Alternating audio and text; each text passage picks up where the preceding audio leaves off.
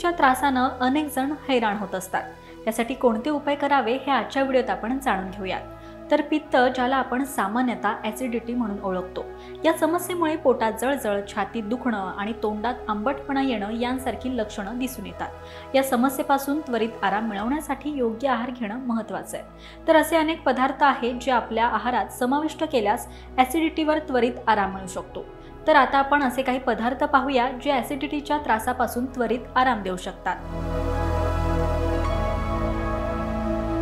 Number 1, नारळाचं पाणी हे शरीरातील इलेक्ट्रोलाइट्सचं संतुलन राखण्यास मदत करतं आणि पोटातील ॲसिडिटीचं प्रमाण कमी करतं। याशिवाय नारळाचं पाणी पोटातील जळजळ कमी करण्यासाठी आणि पचनक्रिया सुधारण्यासाठी उपयुक्त आहे आणि नारळाचं पाणी प्यायल्यानं शरीराला थंडावा मिळू शकतो। नंबर 2, केळी हे एक सुप्रसिद्ध फळ आहे। केळीमध्ये नैसर्गिक अँटासिड गुणधर्म असतात जे ॲसिडिटीचं प्रमाण कमी करतात। याशिवाय केळी खाल्ल्यानं पोटात थंडावा येतो आणि जळजळ कमी होते। केळीमध्ये असलेल्या फायबरमुळे पचनक्रिया सुधारते, ज्यामुळे ॲसिडिटीचा त्रास कमी होतो, कारण केळी सहज पचते आणि त्वरित ऊर्जा प्रदान करते।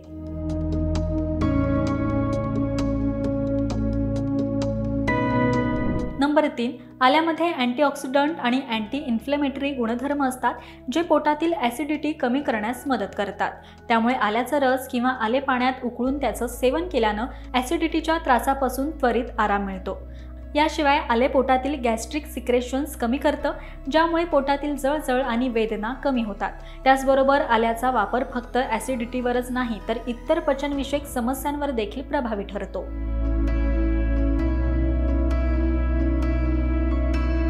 नंबर 4, दही हे पोटासाठी अत्यंत उपयुक्त असं फूड आहे, त्यामुळे दह्याचं सेवन तुम्ही करू शकता। दह्यामध्ये प्रोबायोटिक्स असतात जे पोटातील चांगल्या बॅक्टेरियांची संख्या वाढवतात आणि पचनक्रिया सुधारतात। दही खाल्ल्यानं पोटातील ॲसिडिटीचं प्रमाण कमी होतं आणि ॲसिडिटीच्या त्रासापासून आराम मिळतो। याशिवाय दह्यामध्ये असलेल्या लॅक्टिक ॲसिडमुळे पोटात थंडावा येतो आणि पोटातील जळजळ कमी होते। नंबर 5, बदाम हा आरोग्यासाठी लाभदायक असलेला सुकामेवा आहे, ज्यामध्ये पचनास उपयुक्त असलेले अनेक पौष्टिक घटक असतात। बदामामध्ये असलेल्या नैसर्गिक तेलांमुळे पोटातील ॲसिडिटीचं प्रमाण कमी होतं आणि पचनक्रिया सुधारते। त्याचबरोबर बदामाचं नियमित सेवन केल्यास पोटातील जळजळ देखील कमी होते। त्यामुळे ॲसिडिटीच्या त्रासापासून त्वरित आराम मिळण्यासाठी काही बदाम चघळणं हा एक चांगला सोपा उपाय आहे।